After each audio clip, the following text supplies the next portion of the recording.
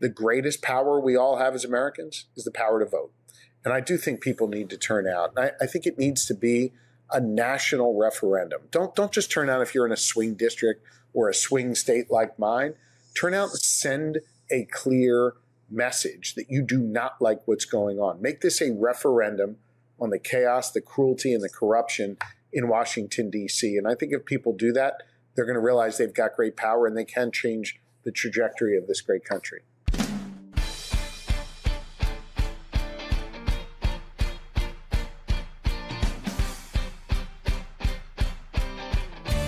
Hello, and welcome to the PoliticsGirl podcast. I'm your host, Lee McGowan. Let's get into it. So it is hard to be a moral, ethical, law-abiding American right now and not feel traumatized. I think a lot of us felt the boos directed at our vice president at the opening of the Olympics this weekend. NBC might have edited out the crowd's response to American leadership, but the internet is forever, and the world clearly saw what most of us do, that we are being ruled by leaders without a care for their own people or the people of the world. A collection of bullies, sycophants, and sadists, brutalizing their own people at home while changing the world order internationally. And while that Olympic crowd was kind to our athletes, the sentiment did not extend to our government representatives. Which is why today I'm speaking with an American representative who does have the respect of the people he governs. A leader who is not only looking out for the people of his state, but the state of his country. As the federal government becomes more lawless, I believe it is increasingly important to stand behind strong state leadership. So today, the leader I'm going to speak to is Pennsylvania's Governor Josh Shapiro. This is the guy who, after someone tried to burn his house down with him and his family in it, he came out and said, violence has no place in our society, regardless of what motivates it. This is a man who understands the moment we're in and is unafraid to meet it. So without further ado, please welcome my guest, Democratic Governor of the state of Pennsylvania, Josh Shapiro. Welcome, Governor. Lee, it's awesome to be with you. Thanks for having me. Oh, thanks for coming. We've been trying to get this on the books for so long, and I'm so pleased you could join us because, as I was saying in the introduction, as the Americans watch our federal government just not only fail to look out for us in everything from healthcare to education, but actively work against the American people with the violence we're seeing in our streets from ICE and the abandonment of our allies overseas.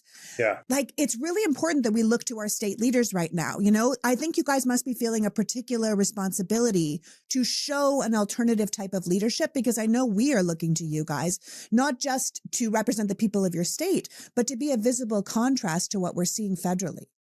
Yeah, I think we're seeing so much chaos in D.C., so much chaos coming from the Trump administration tied together with cruelty and corruption, that then when you have the opportunity to see how governors are actually doing their jobs every day, helping people, making their lives a little bit better, solving problems, and doing so with a level of calm, I think there is a clear contrast. I have to tell you, I'm grateful for this conversation. I told my wife at breakfast this morning, we got the kids off to school and we were getting ready to run about our days. And she's like, what are you up to? And I was telling her about my meetings. And I mentioned I was coming on with you. She goes, I love her.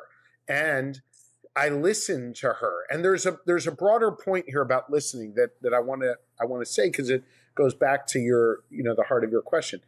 This is a moment with like all the chaos and all the cruelty and all the corruption.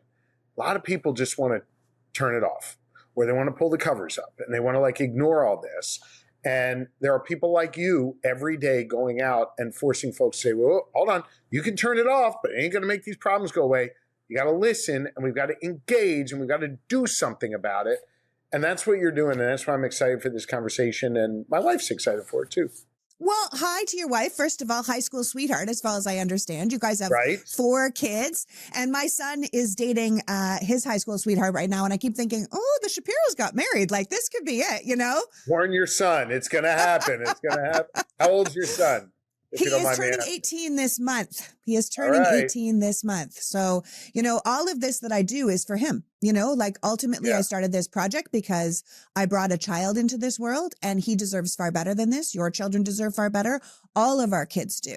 They deserve better in leadership. They deserve better in repercussions, and they deserve better from a country that promised them freedom and justice and liberty. Yeah. Amen. They deserve better, both in terms of what they see every day, right? I mean, we shouldn't as parents be embarrassed by the leader of our country when it comes to parenting our kids.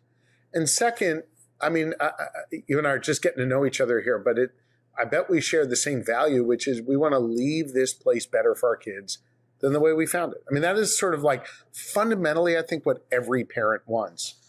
And that feels very at risk right now. And so we each have to do our part and make sure your 18-year-old son, we're blessed with 4 children, that our kids grow up in a place where they've got promise and possibility greater than what you and I inherited. Yeah, exactly. And I think you and I mean, I look at this world as a woman. Obviously, I was born in 75. So, Roe was around my whole life, right? So I was told I could be anything I wanted to be, that I could lean in, that I can have a career and be a mother and do all of this. And, realistically, as you grow up, you realize that's not always possible at the same time. Yes, I could have everything, but if I wanted to be this kind of mother, I had to take these steps, those kind of things that everyone in the society realizes. I know you've talked a lot about being the kind of parent that's like, I'm working governor, but also I want to be there for my kids. And how do I balance that? Yeah. It's not something that men often do, but I feel like we're all out here now watching everything get reversed. Women's rights get reversed. Workers' rights get reversed. Civil rights get reversed. And I was looking at your book, which I find so fascinating. You wrote a book this year called Where We Keep the Light: Stories from a Life of Service. And you made this argument that the brilliance of our founders is that they left our founding documents incomplete, that future generations are supposed to evolve with the times. I made the same argument in my book 2 years ago.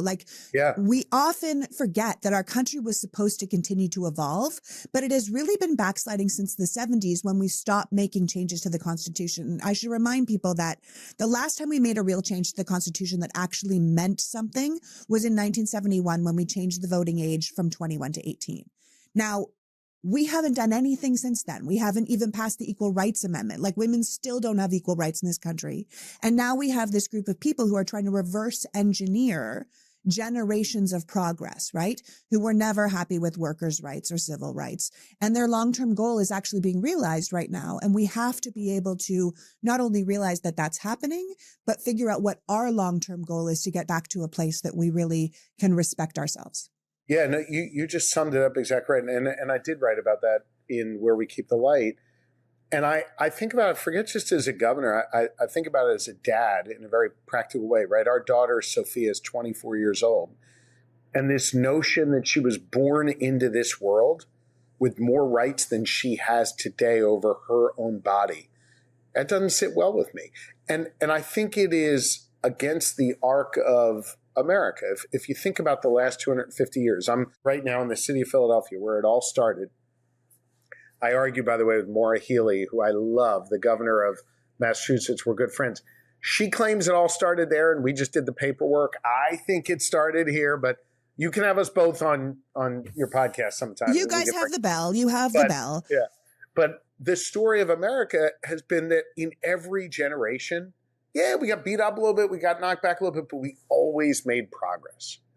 And we have to ask ourselves, are we in the midst of a chapter right now with Dobbs and with the evisceration of more of our rights, in which case we're going to be able to make forward progress and end this chapter better than when we started? Or is this a turning point? Is this an inflection point? I think the answer to that has to revolve around people like you using your platform as real power, people like me, making sure I'm standing up for people's rights and freedoms, and most importantly, ordinary folks rising up, demanding more and seeking justice and trying to leave this place better than the way we found it. This is a scary moment, but it's also a moment where people need to feel their power and exercise it. Yeah. I mean, if we stopped evolving, it's because I think as a people, we kind of stopped doing the hard work of making real change, right? And a lot of that was just like we thought, oh, well, we've got a democracy. And I often compare America and American democracy to a couple in a long-term marriage, right? They'll always be there, like American democracy. It'll always be there. Granted. We're the top of the world. You can't take it for granted because America clearly got a wandering eye for authoritarianism. And that's where we are now. And so we really have to put work back into the relationship and back into the business of democracy and protecting our vote and protecting our rights and protecting our people. And I think you saw a lot of that reflected yesterday. Even we're recording on a Monday, but yesterday at the Super Bowl reflected in, how many people were represented in that halftime show. Beautiful. It was absolutely beautiful. And this idea that hate is bigger than love. And then there's just this group of people, honestly, a small group of people who feel the need to separate themselves from the rest of us and say, this is just for these people who speak English and are white and speak like this. And you think, well, actually, that's not the majority of us. And it's not the majority of what people want. And you can keep telling yourself that, but it's a lie. And the more of us that actually work for the truth, the better off we're going to be. Without question. And look, I think the attacks on Bad Bunny, by the way, it came even before the Super Bowl. Like, they wanted to have this fight even before we saw his brilliant performance. And by the way, shout out to all those stage managers that put that together. That was unbelievable. It was unbelievable. Bad Bunny, but those people were unbelievable last night. But, this is what we've seen from this administration in Washington. This creation of others, scapegoating people, attacking children, putting people down because of what they look like, where they come from, who they love, who they pray to or choose not to pray to. And that makes us all less safe. And I would argue that is not what the founders intended. I'm going to nerd out on you for a quick second, if I may, but just a few miles from here, literally along the Delaware River behind me, in 1682, William Penn arrived here at these shores of what is now Pennsylvania. Why do I bring him up? Because he tried to build a place that would be welcoming for all. Literally, the ship he arrived on was called Welcome. And he wanted to build a place that was literally rooted in this idea of free expression, free religion, and free elections. Now, look, Penn never imagined a Jewish governor or my lieutenant governor as a black lieutenant governor, first one in Pennsylvania history. But you'd have to hope he'd be proud of that. And you'd have to hope that he'd look down on the leader of our country right now who wants to separate people out, who wants to diminish certain people because they don't look a certain way. I think we're better than that in America. And to bring it back to last night, I think that halftime show showed that. And by the way, you don't have to speak Spanish or understand every word of his song to understand the beauty of it, to understand how inclusive it was and how it was centered around this notion of love, not hatred and division. I thought that was just a beautiful thing. And I thought it kind of encapsulated where the majority of Americans are, even if that's not where our leader is right now.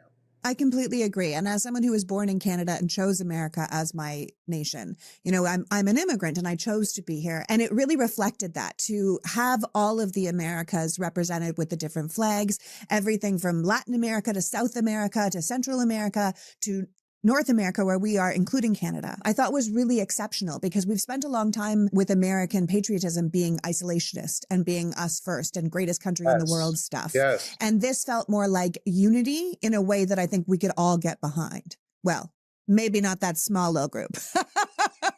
No, and I couldn't agree more. And by the way, it speaks to this president's approach on foreign policy, which is super isolationist, which is hemispheric, right? They're only focused on one little sliver of the world and kind of allowing China, Russia, other bad actors in other parts of the world to do as they wish.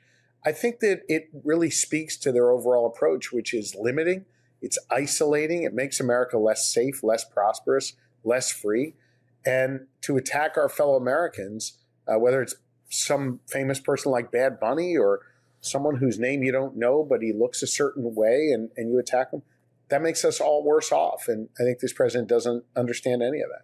Yeah, I don't think he understands it too. And I think that he doesn't understand how scary America has become for so many people, be it women, people of color, immigrants, trans people, gay people. We don't fit and we don't belong and we are afraid in our own country.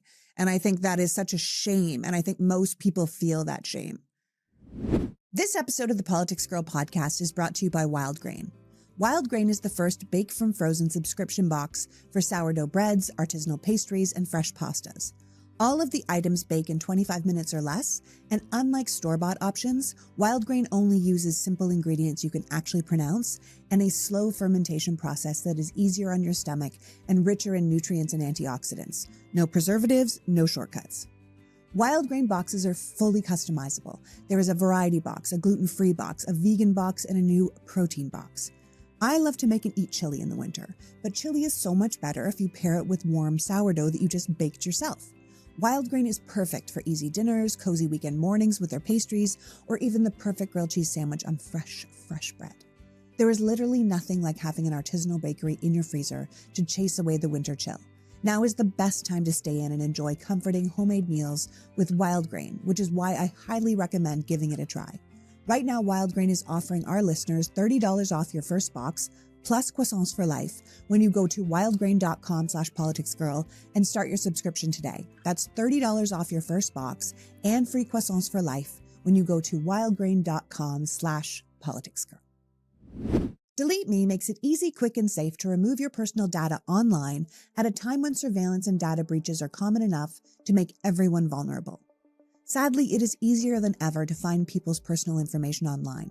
More nefarious actors are seeking our addresses, our phone numbers, family members' information, and when they get a hold of it, it can have major consequences in the real world. With Delete Me, you can protect your personal privacy or the privacy of your business so you are less likely to be exploited. I am someone who's very active online, and I have to tell you, we have used Delete Me for a while now, and there's a reason that New York Times Wirecutter has named Delete Me their top pick for data removal services. Sadly, data brokers who steal and sell our information are just an unfortunate side effect of modern online life. So take control of your data and keep your private life private by signing up for Delete Me now at a special discount for our listeners. Get 20% off your Delete Me plan when you go to joindeleteme.com/politicsgirl and use the promo code politicsgirl at checkout. The only way to get 20% off is to go to joindeleteme.com/politicsgirl and enter the code politicsgirl at checkout. That's joindeleteme.com/politicsgirl. Code politicsgirl. We don't fit and we don't belong and we are afraid in our own country. And I think that is such a shame. And I think most people feel that shame. I think you're right. And it's not just how we feel here, it's how we are viewed in the world. You mentioned you're from Canada. I was recently elected by a bunch of governors along the border with Canada and the premiers in Canada to lead a by-country commission involving the Great Lakes and trade tourism. That's marvelous. Like that. The reason I raise it is in my remarks there, I commented about the sovereignty of Canada, that I don't view Canada as a 51st state, and that I respect Canadians. And, by the way, these are like obvious statements that you'd think 2 years ago no one would ever take note of. But the reaction from Canadians when I said that in Quebec recently was really, really interesting and speaks to how attacked they feel by this president and how, in turn, America is getting more and more isolated. Well, yeah, they feel attacked. The people of America feel attacked. This isn't how a leader is supposed to lead. I heard you say on Colbert lately that it's a sad day in America when governors need to prepare for an onslaught of federal troops coming into their states to undermine the freedoms and constitutional rights of their own citizens. And I think that's what we're seeing with ICE in Minneapolis and all of Minnesota going into Maine now. I know Philadelphia is on the list where you are. I'm in LA, so we are definitely on the list. New York. And this is our own government threatening us with our own taxpayer-funded militia. Right, we're paying for that. I know. We'll take some health care, thanks. Right. Typically, a governor would prepare for, God forbid, a horrific weather incident that claimed lives, or God forbid, a shooting, or things like that in many ways are emergencies out of our control, but you've got to respond to it. You got to protect people. And my fundamental responsibility is to keep people safe here in Pennsylvania. The idea that we have a federal government who's hell-bent on wreaking havoc in our communities, making us less safe, eroding that trust that we've built up between law enforcement and the community that's, by the way, allowed us to reduce crime by 12% across Pennsylvania. The idea that we have to prepare for that is mind-boggling, yet we are. This is the place where we find ourselves in. And you mentioned Minneapolis. What's happening in Minneapolis and beyond all throughout Minnesota, really is a compromised mission. The mission's got to be terminated. It's violating people's constitutional rights. It's eroding people's freedoms. It's making people less safe. And it's extremely dangerous. And it's not just the killing of Mr. Preddy and Miss Good, as horrific as it was. It's the constant violation of people's rights every day. Yeah, absolutely. Do blue state governors, because we're talking about governor leadership, do blue state governors in general, do you guys communicate with each other to kind of come up with a group plan? I had former Republican operative Steve Schmidt on the show a couple of weeks ago, and he was saying, I wish there was a group of blue state governors that would talk as a united front to say, we stand as a unit against this administration. And I was like, oh yeah, I kind of would love to see that too, because, there's power in numbers. And I think a lot of us would like to see somebody go head to head with this administration that really felt like it was a fair fight. We do talk all the time. We compare notes. Where we can be joined in something, we do, whether it's a statement, a lawsuit, an action. And we recognize that when one of our brothers or sisters is kind of under attack, that we're going to take a second chair, but be there for them. When we're attacked, someone will be there for us. And where we've got to stand together as a wall, right, to stand up and defend people, we do that together. We get along well. And I think we all, while we may have different policy views or what have you, we have the same values that, we value our freedom. We cherish our democracy. We love this country. And we will not allow our citizens in our states to be defined by the chaos and the cruelty and the corruption that's coming out of Washington every day. Yeah. I mean, it's sort of like a modern UN, but for American blue states. Like, I kind of feel like we could have a little Article 5 action happening, like come for one of us, come for all of us. Yeah. I mean, I heard this administration saying that ICE agents obviously have complete and total immunity. Our vice president was saying that, which is absurd. You were an attorney general before you were the governor. It's not true, right? These guys do not function above the law. It is absolutely not true. And J.D. Vance is full of shit, as he typically is. And I'll just tell you, you didn't ask this, but I'll volunteer my thoughts on this as a former chief law enforcement officer of the Commonwealth, former prosecutor. As I look at just like what is publicly available, I don't have any insight or any secret information here. I think you could make out a very, very clear case, at least in Mr. Predding's killing, of voluntary manslaughter. And I think you could also make out a case that the federal government has been engaged in a conspiracy to be able to block access to the crime scene, block access to justice by not participating in the investigation process. So I think you could charge people there. I mean, they certainly do not have blanket immunity. No, I mean, I think most Americans' concern is we know it's against the law. They know it's against the law. They do it anyway. And they're like, what are you going to do about it? And I think that's most of us feel a little like, that's why we look to people like you, like, well, what are you guys going to do about it? Because we're just out here, watching it happen. We're the ones being pulled out of our cars. And I think that's why people are looking to the strong governors right now for leadership, because we don't know what to do if they're just going to break the law. And we know they're breaking the law and they know they're breaking the law. So what comes next? We're preparing, Lee, and we have some very specific steps that we're prepared to take should what we're seeing in Minneapolis try to unfold here in Pennsylvania, anywhere in Pennsylvania. I hope it doesn't happen. And, we're taking steps to try and ensure that it doesn't happen, but we'll be prepared. Look, if the President of the United States, if the Secretary of Defense, if the Secretary of Department of Homeland Security want to impose their will on our state, there are some things we could do to slow them down, maybe stop them, but they may be able to do that, in which case we'll have to respond in a secondary step as well. Yeah. We, again, the idea that we even have to think about this is crazy, but we're going to do everything we can to protect our citizens. That's my job. Yeah, that is your job. And I think that that's great. I mean, you have done many roles in state leadership. You were state Congress, you were county commissioner, you were the attorney general, obviously, and now you're the governor. And you clearly believe, as I do, that government can and should be a force for good. I often talk about, the detrimental language that Reagan used to say that the 9 most terrifying words in the English language were, I am from the government and I'm here to help. Because I always feel like if you are in the government and you're not there to help your own citizens, then what are you doing there? Because the job itself is public service. Yeah, I've never understood these people that run for office in order to use government to do bad things for people. And Lee, I'm not suggesting we should agree on healthcare policy or tax policy or whatever. We should have those fights. Those are healthy fights. And typically you end up with some sort of compromise that's good for the majority of people. And that's the way the system works. But to have these people who enter public life with designs on making other people's lives worse.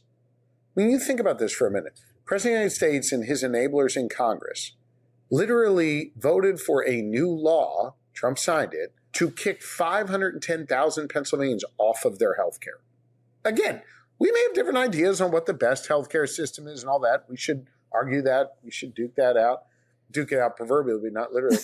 And the idea that, though, they would be proud of the fact that they've knocked 500,000 Pennsylvanians off of healthcare speaks to their character or lack thereof. So, yeah, I'm someone who, like you, believes government can be a force for good in people's lives, even if we differ on the policy. But this notion that you're making people's lives worse as Trump and his enablers are doing is, to me, an anathema to everything I believe in. Laundry sauce is changing the way we do laundry in 2026. I know you guys have heard me rave about laundry sauce before, and I understand that gushing about laundry detergent is just ridiculous. But this stuff isn't just laundry detergent. It is a full upgrade for your entire laundry routine that effortlessly lets you smell amazing.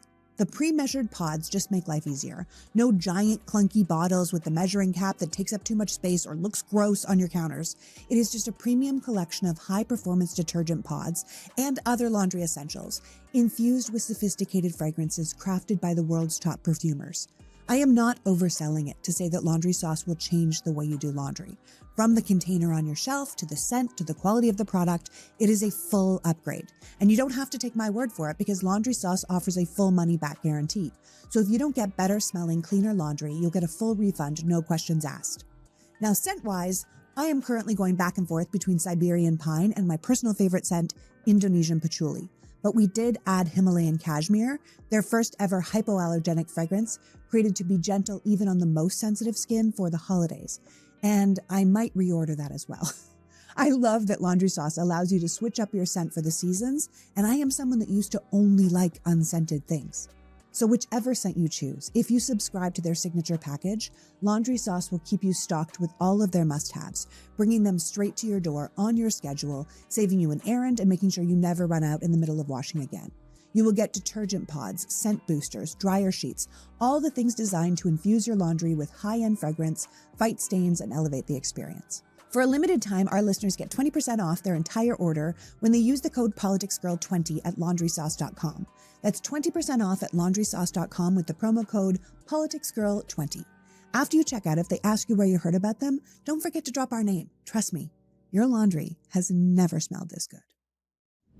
Okay, I am really psyched to tell you about our new sponsor because I was so hoping it would work, and it does, so I can tell you about it. I am at the point in my life where if I enjoy a cocktail or a glass of wine, I feel like garbage the next day. So I mostly stopped drinking. I just did not have that kind of time to waste. So when I heard about Cheers Restore, a dual-action after-alcohol aid whose ingredients support your brain and liver after consuming alcohol, I was like, okay, if this thing works, I'm going to be so grateful. And it did. Cheers Restore was originally invented by a Princeton student based on research into a compound called DHM.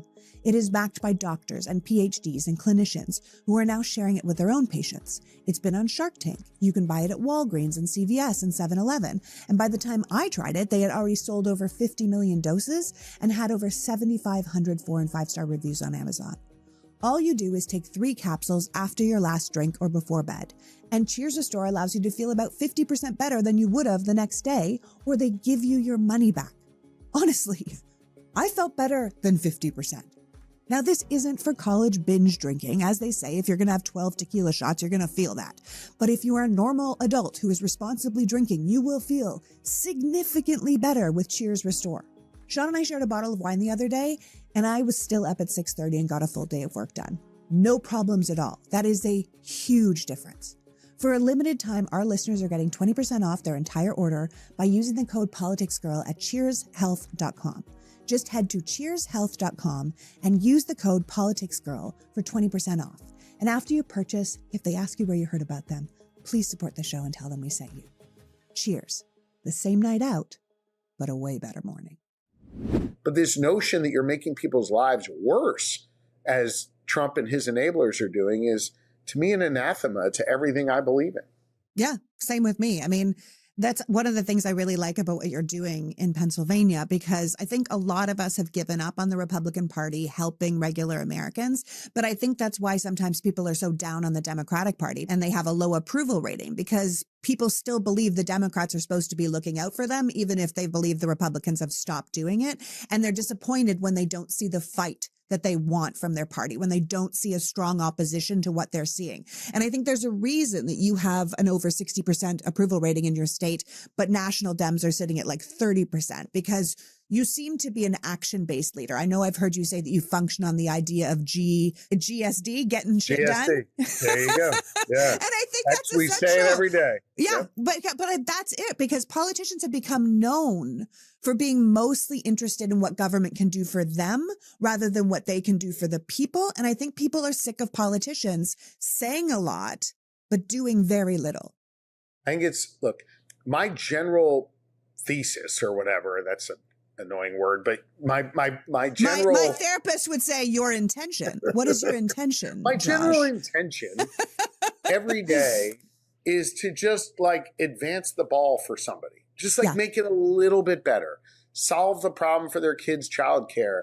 Give their kid a better quality education. Make sure the street's a little bit safer. And I don't expect everybody to agree with my ideas on how to do that, but I want them to see the effect of me sitting behind this desk every day. If I'm sitting behind this desk and you got a job, that's a good thing. If I'm sitting behind this desk and you continue to have access to healthcare, that's a good thing. And so I view every day through that prism. How can I deliver something concrete for somebody?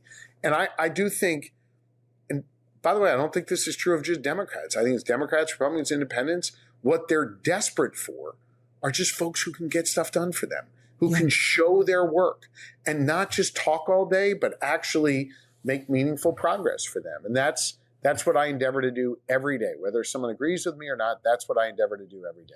Yeah, I like the concept of showing your work. Like, I was looking at how you've worked when you've been in office, and it's things like gun violence. You've got gun violence down by 42% since you took office. You've cut taxes, I think, 7 times since, 7 times. 7 times. Yeah. And then, but you keep calling to raise the minimum wage every year since you've been governor. Now, what's going on with that? Because I think it's almost impossible with a fully Republican legislature to get those sort of things done. So like, what do you do when you know that the minimum wage has to be higher? You keep asking for it, but you can't get it because the people you're working with refuse to do it. Yeah, it's kind of wild. There's only 2 governors like this in the country. It used to be just me.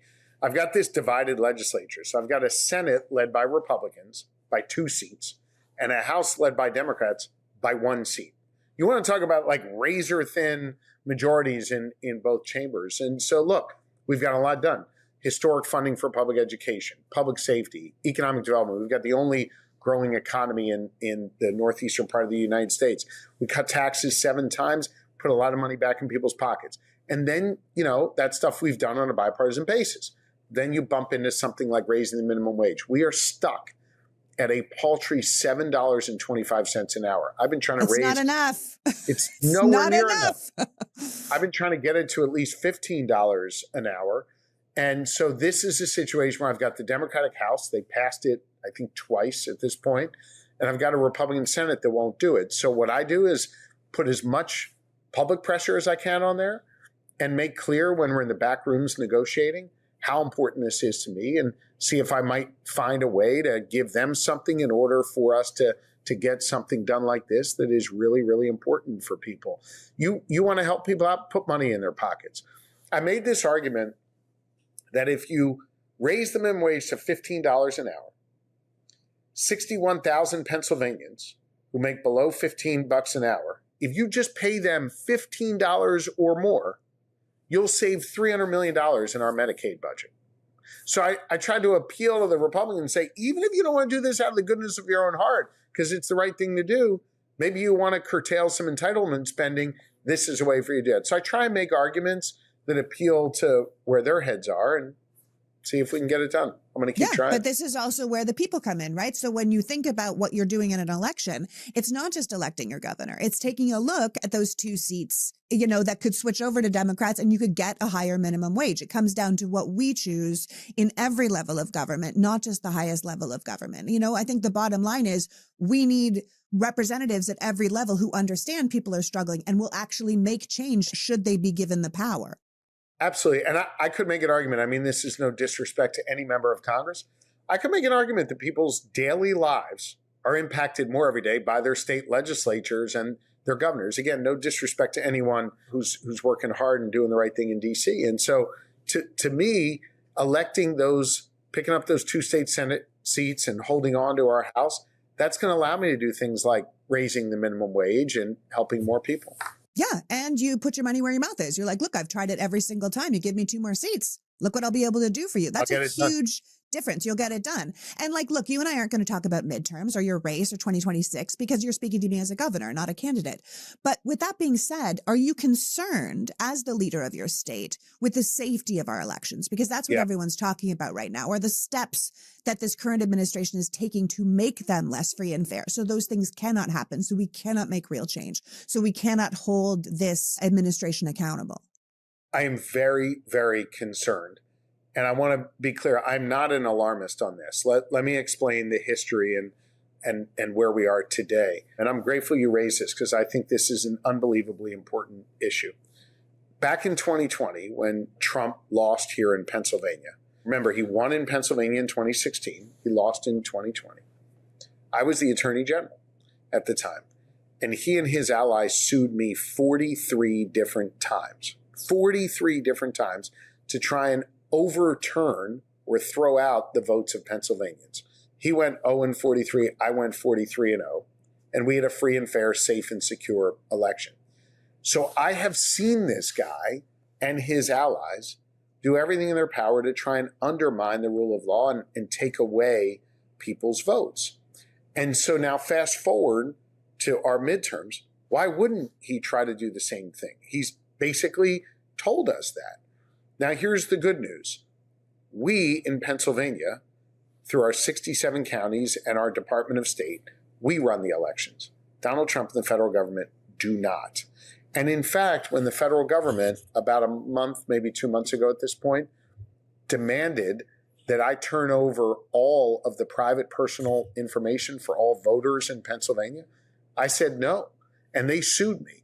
But I'm going to protect the voters of this Commonwealth. And let me be clear. Voters who vote for me and voters who don't vote for me. Voters who are Democrats, voters who are Republicans, voters who are independent. The law requires us to protect that information. And the law requires us to have free and fair, safe and secure elections in each of our 67 counties. And guess what, Lee? Sometimes Democrats win, sometimes Republicans win. And that means the system's working. And so we're going to continue to protect the sanctity of our elections. But make no mistake, I am not being an alarmist here. Donald Trump and his allies are going to do everything in their power to try and undermine it. Yeah. Well, you just have to look around the country at the gerrymandering in the red states, the SAVE Act they're trying to pass in Congress, which is essentially a poll tax and a way to get women not to vote. You know, there's attack on mail-in voting, the removal of drop boxes around the country, the changing of the rules of the USPS about when they can be actually counted. And now you've got everyone from Steve Bannon to Donald Trump himself saying that they're going to have ICE surrounding polling stations to intimidate voters. So, you know, this is an actual thing that we have to be concerned about. And you know, you're not the only governor who's being sued for state voter rolls. You know what I mean? I think he's got 20 active lawsuits right now trying to steal voting rolls and voting information, just like he marched into Georgia last week and took all their voting information. So this is something we have to take really seriously. You're not the only public official that has been the victim of actual political violence, right? Are you concerned about the political violence in this country? Because between Trump's rhetoric and Stephen Miller's demonization and othering of people, you know, I think we are looking at more and more political violence in this country, and you're someone that has dealt with it firsthand. You know, political violence has sadly always been part of our culture. It's always been part of our society and our politics. But it is clear that over the last couple, 3-4 years, the amount of political violence has just skyrocketed. And it sometimes targets people on the left and it sometimes targets people on the right. Hell, just in my state, within the last year or so, Donald Trump was targeted in Butler, and my family and I were targeted in Harrisburg. One Republican, one Democrat. You've seen Charlie Kirk murdered in Utah and Melissa Hortman murdered in Minneapolis. You see people walking around with the scars of political violence. Gabby Giffords, Congresswoman Gabby Giffords, and Congressman Steve Scalise, one Democrat, one Republican. Why do I say that? Because political violence doesn't belong to one party or the other. And the targets, sadly, are both parties. There was a guy 72 hours ago here in Pennsylvania that was just arrested for making terroristic threats against me and my family. He's in jail, right? Second time in less than a year, someone's in jail for threatening me and my family. I think what we need right now is for all leaders starting with the president, including me and others, to speak and act with moral clarity and to condemn this. When the President of the United States stands up after Erica Kirk's eulogy and says he doesn't possess the capacity to respect others, to allow for others to be acknowledged in their moments of pain, to mention Charlie Kirk but not mention Melissa Hortman, and to pretend he doesn't know who she was, notwithstanding the proximities of their killings in time, that suggests to me that he's not someone who can speak and act with moral clarity. The good news is there's a number of Democrats and Republicans, my colleague Governor Spencer Cox of Utah, who have the ability to do that. So I think, number one, it starts with leaders condemning all violence and acting with moral clarity. Second, I think we have to be serious as a society about getting back to the place where we argue about our differences, but we don't threaten violence over our differences. Third, I think we've got to show that government kind of comes back to the first part of our conversation. The government can solve problems for people. Now, I want to be really clear. There are a number of people who get so frustrated because government's not making their lives better or solving their problems, that puts them in a place where they're angry. Now, I want to be really clear. That doesn't ever condone political violence, nor should it be an excuse for political violence. But when you've got a government that's not working, when you've got politicians who are stoking folks up, when you've got people then who've got other issues in their lives, be it mental health, being preyed upon on social media, being preyed upon through these nihilistic chat groups that encourage this kind of violence, it all ends up fitting together. And so I think it starts with leaders saying, no, this is not okay. No matter how much I disagree with politician X, you should never, ever, ever threaten him or her or their family. Starts there. And then we've got to have a government that is focusing on problem solving and trying to address the people that are really hurting and angry, despondent, and capable of this kind of violence in our communities. Yeah. And quite frankly, I would love to stop being blamed for all political violence. Yeah. Being on the left, I'm like, again? You're blaming us again? It's exhausting. And I think people are hurt by their own country doing that to them. And people see right through it. Again, it should not be hard to acknowledge the killing of Melissa Hortman in Minnesota. It shouldn't be hard to do that. And by the way, it doesn't take away anything from Charlie Kirk's murder or vice versa. We should be able to hold both of those truths at the same time, that what happened to both of them is wrong. What happened to Donald Trump in a field in Butler was wrong. What happened to me and my family and the governor's residence in Harrisburg is wrong. None of it is okay. It shouldn't be hard to say that. Yeah, and it shouldn't be hard to lead from that position. I want to thank you so much for joining us today, Governor. Please tell the people listening and who might be feeling demoralized or distraught right now what you think we should be focusing on before you go, because I know you just did the State of the State address in Pennsylvania. What did you tell your own people at this moment in history? That this is not a moment to pull the covers up and turn off the TV. This is a moment to engage. And people have real power in this country. I think the brilliance of our founders is that they left the power to the people, and they left the work really incompletely. They left it to successive generations. And this is a moment that's going to call on all of us to step up. Lee, I told you at the beginning, I'm a big fan of you and your show. You decided one day you had something to say, and you picked up a microphone and you started to say it. People listen. And as a result of them listening, they're doing, right? Listen and do. You're encouraging people to be actively engaged in their society in a constructive, nonviolent way. And I think that is so important. You found your power. Not everybody's going to be able to work up the courage to create a great podcast and sit here, with a microphone and talk as you do. But there's other ways that they can use their power in their community, on a school board, in their community group. They don't even have to have an elected position. They just have to care about this community and be engaged in it. And I get the worry. And at the end of the day, the greatest power we all have as Americans is the power to vote. And I do think people need to turn out. I think it needs to be a national referendum. Don't just turn out if you're in a swing district or a swing state like mine.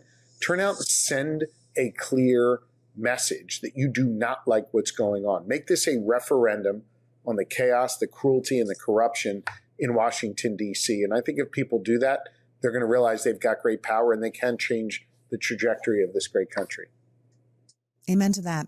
Thank you so much, Governor Shapiro. Thank you for joining us today. Awesome to be with you. Continued success. I appreciate you. So that was Governor Josh Shapiro, reminding us that government should be a force for good. And the next election won't be about party loyalty, but a referendum on the chaos and cruelty and corruption that we are seeing right now. That this isn't a moment to pull the covers over your head or check out, but to re-engage, because it really is the people who have the power. That this is the time for all of us to come out and show that we believe, as Bad Bunny said at the Super Bowl, that love really is greater than hate, and we want and deserve better than what our federal government is offering. I want to thank Governor Shapiro for joining us today, and you for caring enough about democracy to be here. Until next week, PG out. Before you go, I don't know if you've noticed, but left-wing and progressive creators like myself who share the truth and facts are getting drowned out by right-wing propaganda and lies. The mainstream media is barely hanging on, and it is becoming harder and harder to find anything that isn't some sort of billionaire-backed propaganda at this point. So if you respect what I'm trying to do here, if you learn something from my podcast and rants, if you would like to get this podcast ad-free delivered directly to your inbox, along with my kitchen rants and TV appearances, then please consider becoming a member of the PoliticsGirl Premium family by going to PoliticsGirl.com and signing up. If you are already a PoliticsGirl Premium member, thank you so much for your support. And if you're not, please consider becoming a patron of my work. If you want real knowledge in a world of lies, it's essential to support those of us out here still trying to bring them to you. There is a link to sign up in the bio of this episode, but also at PoliticsGirl.com. And as always, please like and share this podcast so we can grow our audience, because the more people who have access to this kind of information, the better. As always, thank you for your time and support. The Politics Girl podcast is written and performed by me, Lee McGowan, and produced and edited by Happy Warrior Entertainment. All rights reserved.